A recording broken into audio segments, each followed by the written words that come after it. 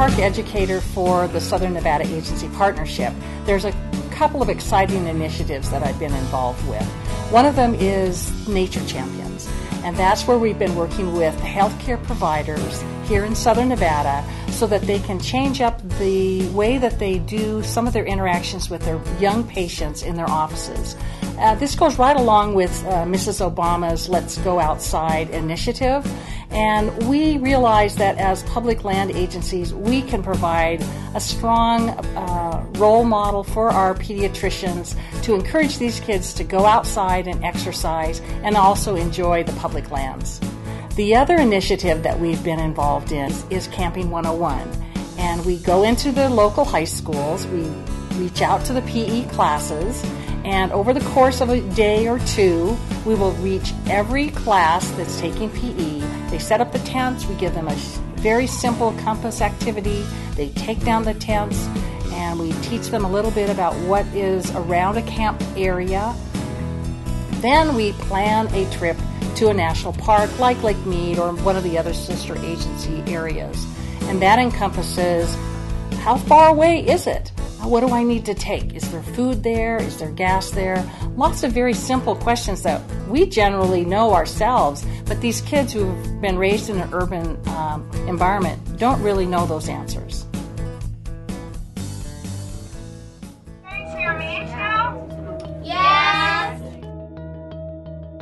It's really cool to see how the quagga mussels are affecting the environment and to watch them dive. Do the quagga mussels go everywhere in Lake Mead or in a certain place?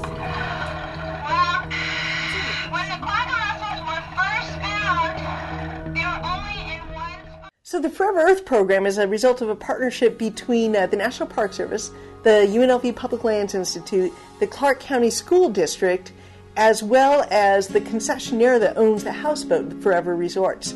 And the partners together created this environmental education program. Clark County School District children get to go to this houseboat for their field trip experience. They're learning about topic areas that are of importance to the Clark County School District, but also to the National Park Service. Not only do the children have this fabulous day, but they end up walking away with a knowledge, sort of this in-depth, meaningful knowledge that's relevant to them about things like invasive species, the quagga mussels that are in Lake Mead, non-native and native plants and animals that live in Lake Mead, the water cycle and how Lake Mead, the relationship between Lake Mead and Las Vegas and how we get our water from Lake Mead. We find that they are carrying that knowledge not only immediately after the field trip, because we've tested it, but you go back 3 or 4 months later and you ask the kids, the students, about what they learned, and they're still holding on to that knowledge. So we know that these field trips are effective. And so this type of place-based learning environment that you can have in a national park that's right next to an urban environment, again, is made possible because of this partnership with the school district and a university partner, the Public Lands Institute.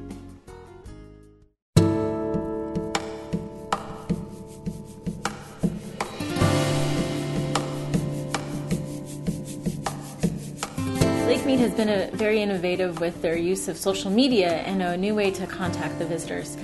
When we started, we had only a couple followers and they were all Park Service people, but in the past couple of years, our visitor following on Facebook has grown to about 1,000 people. We use this to interact with the public in many different ways. We post pictures, we answer questions, we even post news feeds that people might find interesting about the area. My Twitter feed is called Lake Mead Ranger, and that's a way for people to follow a day in the life of the ranger.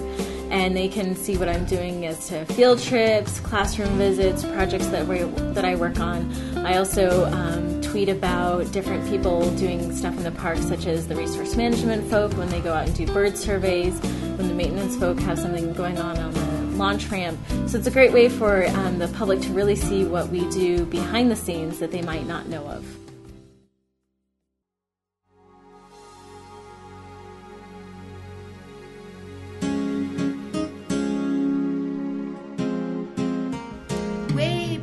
In 1998, October, I believe, on a boat called the Desert Princess 2, Ellen and I started the program that we call Geology at a Glance and the Floating Classroom. They developed the program, we provide the boat.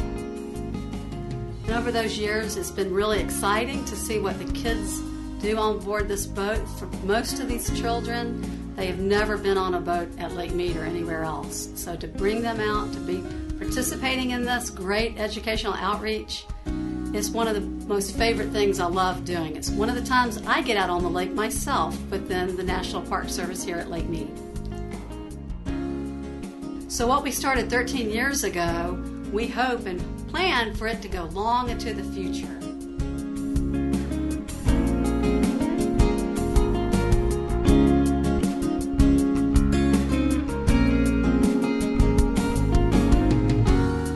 I feel very privileged to be part of this partnership with Lake Mead. We're working together in several programs, including the Families in Nature program, which is a program that brings people to different parts of Nevada to learn about the environment. It has been a privilege also. We have another program that is the Children's Bill of Rights. We're trying to get the people out to exercise, to take back that playing outside that we used to do when we were little, and kids nowadays are forgetting. They don't know anymore. They don't get connected with nature, and now through these programs we're doing it. Some of the people at Lake Mead had thought about doing a program for our students for the anniversary of the development of the national parks, and they knew who to call in the district because I had worked with them as a teacher, I'd worked with them as an educator, so they called me, and together we worked on this wonderful collaborative, the Grad Class 2016 program, which is taking our students, our inner city students, some of them who have never had an opportunity to get outside of their concrete neighborhoods, out to the lake and out to field trips around the lake. Great opportunity, and those are going to continue until the year 2016.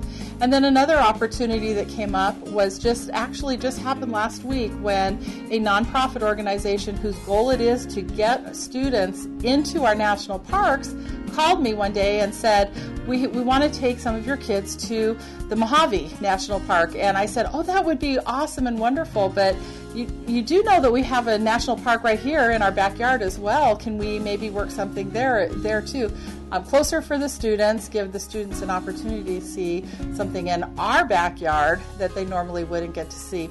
So those are the kinds of opportunities that just make me really, really thrilled about the relationship, the working together that we have between our two organizations. Recycling is one thing, but if students don't understand how that impacts their environment, then there's really no purpose to it. So through professional development with the school district, but teacher workshops, and even working with the teachers to develop new types of professional development. That's what we're working on right now. Schoolyard habitats. Also, when students need to do service projects, the students should have that youth voice. So how to make sure that we're facilitating as rangers that youth voice so that the teachers then in the classroom facilitate it. It's one thing to talk to kids about picking up trash, but if they design a project where they want to go out and pick up trash and do a PSA about how trash affects wildlife and how it affects their environment or how they don't like graffiti, that's a whole nother type of project. Without these professional development opportunities with the rangers, then they really wouldn't have that connection to that community or the bigger picture. To the public, as they're walking around, hiking, bicycling, volunteering, going on a boat, they don't see where the boundaries end or begin. They just see that we have public lands that are important and valuable and need stewardship and protection. So this partnership is really exciting because I get to work with all the different agencies, get to learn about their different missions, and still have that opportunity to connect with the public and help them ultimately value what we have. And I feel like it's my job to teach people the other side of Las Vegas, the outside Las Vegas, whether it's on National Park Service land or Forest Service land. It gives me great joy to tell the public, to tell visitors about Red Rock, run by the Bureau of Land Management, about how beautiful Lake Mead is, how they can go up a mountain on Forest Service land and see snow. It's really a wonderful experience to be able to share that with the public, no matter where they are. And that I feel like that's my mission with this job, is to teach people, I have to teach my family even, that there's so much more to Las Vegas. We have these wonderful public lands that surround the entire city.